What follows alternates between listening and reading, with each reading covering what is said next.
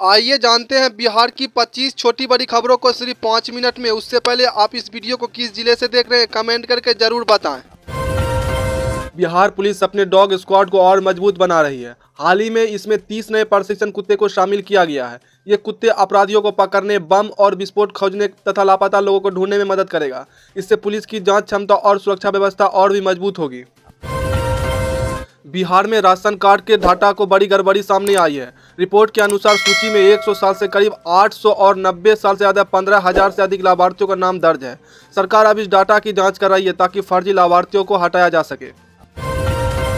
बिहार सरकार गन्ना किसानों के लिए बड़ी राहत लेकर आई है। किसान अब 19 मार्च तक 50 से 60% अनुदान पर कृषि यंत्र खरीद सकते हैं। इससे किसानों की लागत कम होगी और खेती का काम भी आसान हो जाएगा। सरकार का उद्देश्य है किसानों को आय बढ़ाना।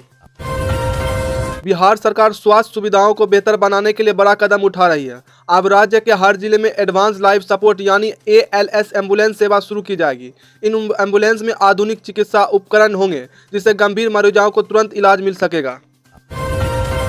बिहार के मुंगेर जिले में पुलिस और STF में बड़ी कार्रवाई करते हुए एक मिनी गन फैक्ट्री का भंडाफोड़ किया है। यहां अवैध रूप से हथियार बनाए जा रहे थे। पुलिस ने कई हथियार और उपकरण बरामद किए हैं। इस कार्रवाई से इलाके में अवैध हथियार बनाने वाले गिरोह पर बड़ा झटका लगा है।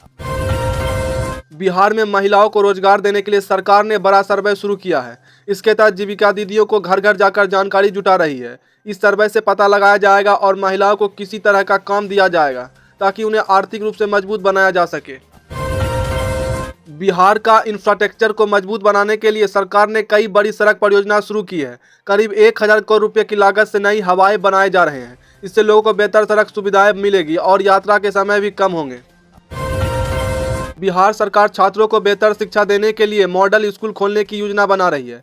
इन स्कूलों में छात्रों को प्रतियोगिता परीक्षाओं को JEE और NEET की तैयारी करवाई जाएगी। इससे गरीब और ग्रामीण छात्रों को भी अच्छे अवसर मिल सकेंगे।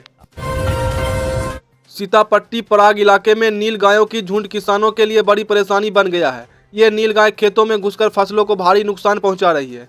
किसान प्रशासन से मदद की मांग कर रहे हैं ताकि उनकी मदद की फसल सुरक्षित रह सके। मुजफ्फरपुर में 14,000 छात्रों का डाटा में गलती पाई गई है। प्रशासन ने स्कूलों को 24 घंटे के अंदर डाटा सुधारने का निर्देश दिया है। अगर समय पर सुधार नहीं हुआ तो संबंधित अधिकारियों को वेतन में कटौती की जा सकती है। बिहार में कानून व्यवस्था को बेहतर बनाने के लिए सरकार लगातार प्रयास कर रही है।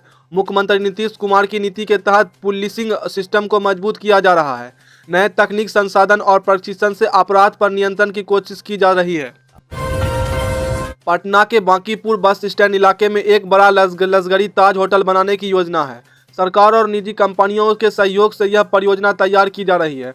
बताया जा रहा है कि इसे साल 2030 तक शुरू करने का लक्ष्य रखा गया है। होली के बाद यात्रियों को भीड़ के देखने हुए रेलवे को कई स्पेशल ट्रेन चलाने का फैसला लिया है। इससे यात्रियों को टिकट मिलने में आसानी होगी और यात्री भी आरामदायक बनेंगे। रेलवे का यह कदम यात्रियों के लिए बड़ी राहत माना जा रहा है।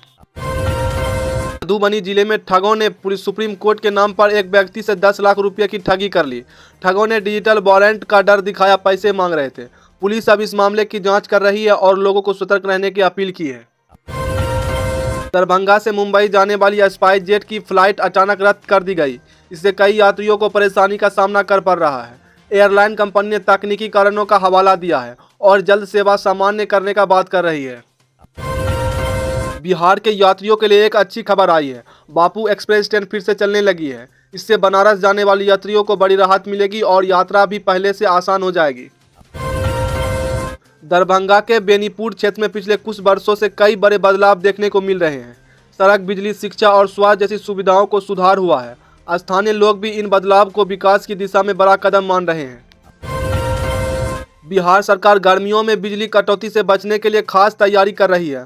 अधिकारियों को कहना है कि इस बार कोशिश होगी कि बिजली की सप्लाई लगातार बनी रहे। इससे बिजली उत्पादन और वितरण व्यवस्था को मजबूत किया जा रहा है।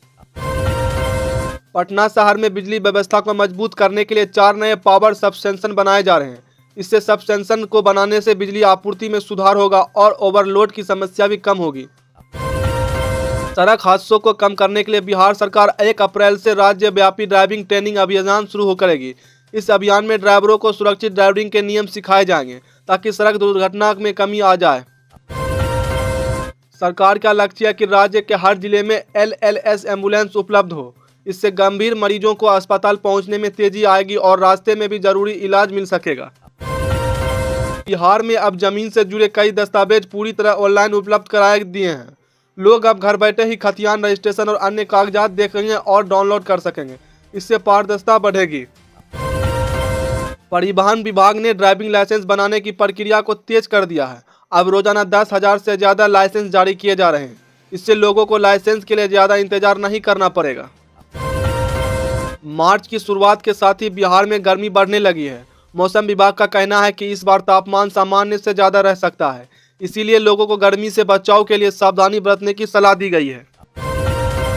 बिहार सरकार ने पेंशनधारियों के लिए ई-केवाईसी अनिवार्य कर दिया है। अगर समय पर ई-केवाईसी नहीं कराया तो पेंशन रुक सकती है। इसीलिए सभी लाभार्थियों से जल्द अपनी प्रक्रिया पूरी करने की अपील की गई है। तो दोस्तों आज के लिए इतना ही। फिर से मिलते हैं एक और न्यूज़ वीडियो के साथ। तब तक के लिए बाय।